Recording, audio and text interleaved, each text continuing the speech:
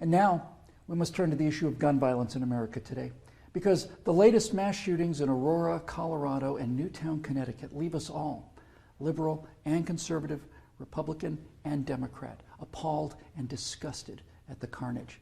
Now, some people, and that includes many of you in this room tonight, want to place the blame for this horror on things like 30-round magazines or semi-automatic rifles. We want to blame something, anything that we can control. But what we really want to ban is violence and murder and insanity. Now, we don't talk about that, though, because deep in our hearts, each of us knows that violence and murder and insanity are built into the human condition and likely always will be.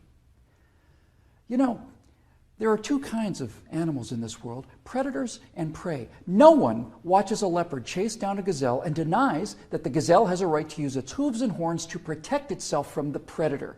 But there are people in this room tonight and all across the country who would deny that same right to self-defense to other human beings. Such people seem to think that the way to stop the leopard is to cut the horns off of the gazelle, that by somehow making it easier for the predator will simply go away. My friends, this is insane. When you make it easier for the predator, you get more predators.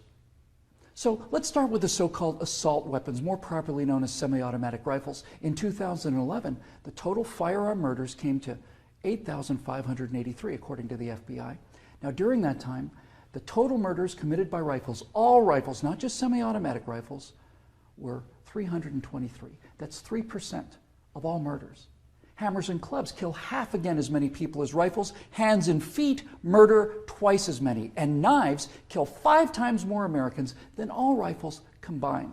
Preventable medical errors kill about 98,000 people per year. Medical malpractice kills more than 12 times as many people as are murdered in the U.S. each year. That's more than 300 times the number killed by all rifles, not just the so-called assault rifles. And yet, no one talks about limits on hammers or knives or doctors or hospitals.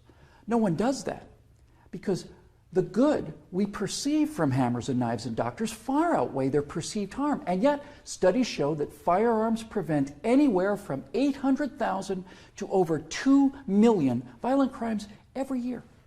The lowest estimate means that 100 times more violent crimes were prevented with firearms than the total murders committed with firearms. That's 100 times as many.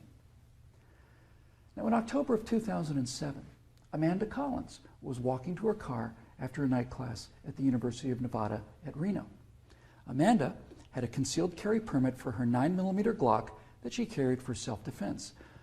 Unfortunately for Amanda, UNR is, like most college campuses, a gun-free zone. So, like the law-abiding citizen that she is, she did not have her gun with her in this gun-free zone when she was attacked by James Bila.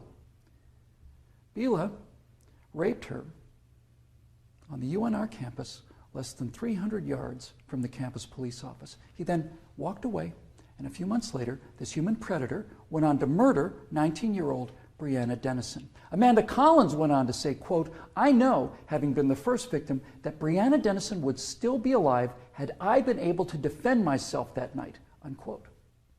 Therefore, I am directing the virtual Attorney General to aggressively challenge any gun control laws that violate Amanda Collins' right not to be raped and Breonna Dennison's right not to be murdered.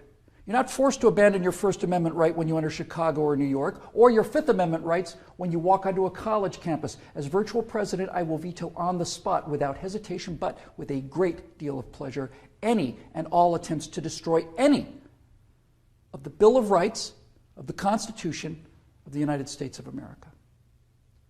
Because, when it's all said and done, the Second Amendment to the Constitution is not there to protect us against criminals, and the people calling for gun control know this. That's why they want gun control instead of crime control. That's why they want laws that, at the stroke of a pen, turn law-abiding citizens into criminals.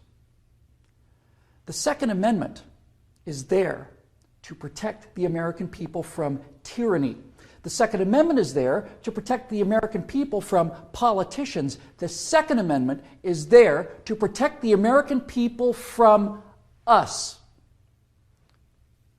Now, Some politicians claim America deserves a vote on this issue. Okay, let's have a vote. Those of you advocating infringement on the right of the people to keep and bear arms need to go to the American people with the 28th Amendment, which would simply read, the Second Amendment to the Constitution is hereby repealed. That would, for the first time, give you the legal authority to do what you have been doing and what you are trying to do now in direct violation of your oath of office to defend the entire Constitution of the United States, not just the parts you happen to approve of. So go ahead, go to the American people and tell them that ultimate power is no longer to be vested in the people who can't be trusted with that power according to you. Tell them only the government can have that power now. You go out there and try to convince the people of the 38 states that you're going to need to get that amendment passed to agree with your opinion of them versus their opinion of you. I dare you. 12 million unarmed men, women, and children were unable to resist being murdered by their own National Socialist government in Germany. Perhaps 50 million unarmed men, women, and children were murdered by their own Union of Soviet Socialist Republics.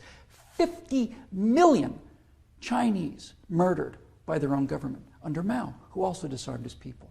And in Cuba, and in Vietnam, and in the killing fields of Cambodia. Now you say that can't happen here? You say we're protected?